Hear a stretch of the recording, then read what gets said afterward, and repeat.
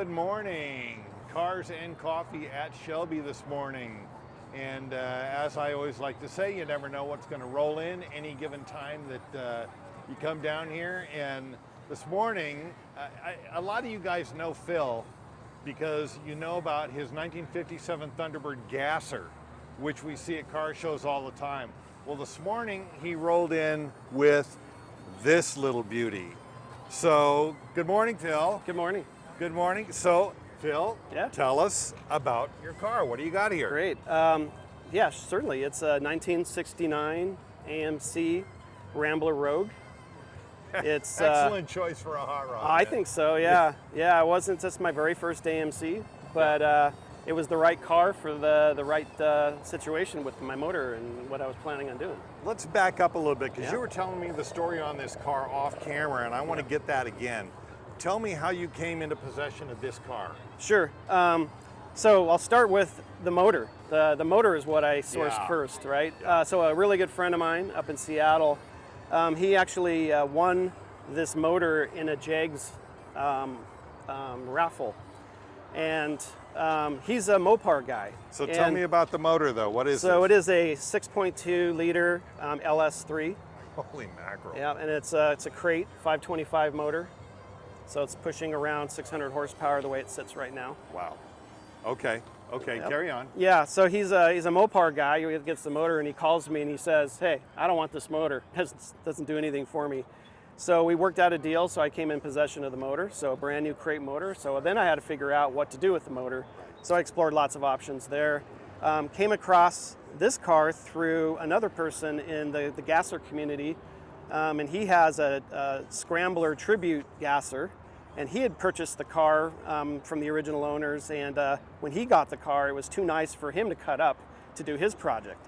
He was a smart guy. Smart guy, yeah. So at some point, I ended up connecting with him and determined quickly that this motor will fit quite easily into this engine bay because it's wider than a lot of even the Chevy Novas and the other Chevy products. So that was intriguing. And so anyways, worked out a deal and got the car. And this is all original car. It's all original paint. It's original interior. It's owner. incredible condition. Yeah, it's in great condition. Like I say, it's the traditional little old lady one owner car story. Literally. And it was garaged obviously its whole life. It's got some little wear and tear on it, but what you see here is all original setup except for the wheels and tires, and then of course now the drivetrain setup that I've replaced. Wow. Now, how long did it take you to put this all together? So I spent just a little shy of a year after I came possession of the car and figured out what I was going to do and sourcing all the parts. And so yeah, about a year's worth of work to get all the parts and pieces pulled together. Well, obviously you had some experience because I've seen your 57 T-Bird Gasser. Yeah. So it's not like you don't know what you're doing or something. Yeah, but this was my first LS swap, so Yeah. I had a big learning curve on this as well, right? Yeah. So, so that was interesting, and I learned a lot, and it was actually really good. It's surprisingly a little easier than I thought it was. I thought it was going to be a little bit more intimidating than Yeah. I originally thought when you start looking at the wiring harness and the computers. Yeah. And I'm more of an old school guy anyways when it comes to my motors. So, Yeah. so after I got over that, and then just started making connections with the right people, whether it's locally here in Vegas or Yeah. Internationally, got all the information I needed to make this a successful swap and building this car. Well, it's an inspired choice of car. Oh, thank If you. you ask me, I like I said, I've seen you on Instagram already. Yeah. And I just, a Rambler Rogue. Rambler Rogue. What? They did. This was the last year they made the Rogues, and there was only about, I think the number's like 3,600, 3,700 of these made. Yeah. So with this trim, so it's rare in itself. Being the last year. And one of the other interesting things about this car, which also intrigued me about moving forward with this project, is that this is the base car that AMC used for the Scrambler. So if people are familiar with the AMC Scramblers, that was their high performance muscle car Yeah. that had a 390 big block in it. So the good thing about that is in the factory, they went ahead and already created all the connections on the subframe. Okay. So I didn't have to go and modify the frame, which was just another bonus on top of the swap, because this originally had a 232 six-cylinder in it. Obviously not a lot of horsepower that was concerning. So it just kind of fell together, right? Yeah. So Destiny. it was destiny, is what yeah. it is. And the rear suspension went in really easy. I put a 4-link rear suspension in it with a Curry 9-inch Ford rear end. It's got 355 gears. Try to set it up. It's kind of a mixed setup where I can road cruise this as well as do some, if I want to do a little bit of racing, or if I want to do some burnouts or whatever I want to do with it. It's got everything I need. Have you done some racing with it? I have not raced it. Now with that sticker there with LS Fest, I took it to LS Fest. That was kind of my rollout on the car. And the day that LS Fest, or that weekend of LS Fest here in Vegas, I wasn't quite ready for me to take it down the strip. I was very disappointed. But I did have a lot of people look at the car. I was the only AMC there. So I'm ready for the next LS Fest. I've got this thing dialed in pretty good now. I'm pretty happy with how it's set up. Nice choice of wheels too. Yeah, they went with the classic Magnum 500 wheels like you would find on the AMCs. Try to keep, and I even went with the 14-inch, which, you know, that's another, people go, why did you do that? Well, I wanted to keep this thing looking somewhat original, kind of sleeper look without going too crazy on the look and the setup. I'd tell you, I have mad respect for that idea. It's like, I love the sleeper look. Of course, the T-Bird's not a sleeper look at all. No, that's a little different car. That was another bucket list car where, you know, you had to go off into that side of things and build something. This was a complete focus of being a sleeper. So that was my goal with the car. Try to keep everything super clean, hide everything I could as far as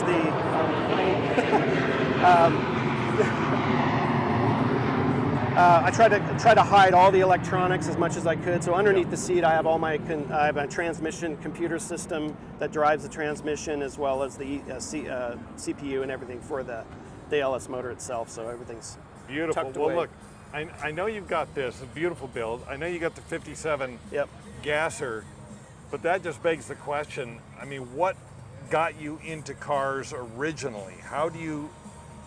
I mean, especially to go that route. You know? The gasser is kind of like a long lost art almost, you know? Right. So as a kid, I grew up, and my father was just really into cars. So when I grew up, I was in the garage with him whenever he was working on a car. Awesome. You know, he had you know, Corvette when he was, you know, growing up and everything. So I was always intrigued by hot rods. My mom and my dad always said I grew up in the wrong era. I should have been in the 50s in the pioneering area of the hot rod, because I was always intrigued by cars in general. So as I've probably I was trying to total this up the other day actually. I've had about 60 cars over my life so far that I've gained possession of. I've done some restoration, some racing, lots of combinations of different things, and I like learning about the car, getting really good at the knowledgeable about the car, and then kind of moving on to the next project. So I've rotated cars in and out. Right now I've got 4 cars in my collection, but I'm not really sure if I'm going to rotate something out now. I'm really enjoying this car. I thought I wasn't sure what I would think about it when I'm done, but the way it's driving and everything, I'm just super happy with it. In fact, it's a blast to drive. Really enjoying it. So let me ask you this. I've asked a couple of people this. After owning as many cars you've owned, is there one that you wish you wouldn't have let go? Yes, absolutely. Probably more than one. It's more than one, but I would say on top of the list, 1965 Sunbeam Tiger. Oh, yes. And I had that for many years. It wasn't that long ago that I sold it, but now I'm kicking myself because it was number 13 off the line, and it was really the only one that had not been truly restored. It was still in its original condition. Wow. And I had it for many years, enjoyed the car, and that car was a blast. And again, that's another car I just dove into to learn everything I could about the Tigers. And then got into the community of the Tigers and registry and everything. And then just one day at a show, a guy came and offered me some good money for it. At the time, it was good money. Now it's, you know, I could always say in hindsight, you can hold on to every car. Yeah. But I would say that would be the #1 car that I really wish I had back. Sunbeam Tiger, what a classic. Yeah. A real underrated classic. Exactly, kind of sleeper-like, you know, Yeah. some kind of thing. Yeah. Not that I was trying to recreate that, but I like cars like that. I like cars that are different. Yes. So most of the cars I've had stand out just because they are a little different. They don't fall in line. I've had a lot of cars that do fall in line. I have a '66 Mustang that just blends in with, you know, car show like this. But anyways, I like to go a little bit different. Well, you really did it with this little beauty, I gotta tell you. Thank you.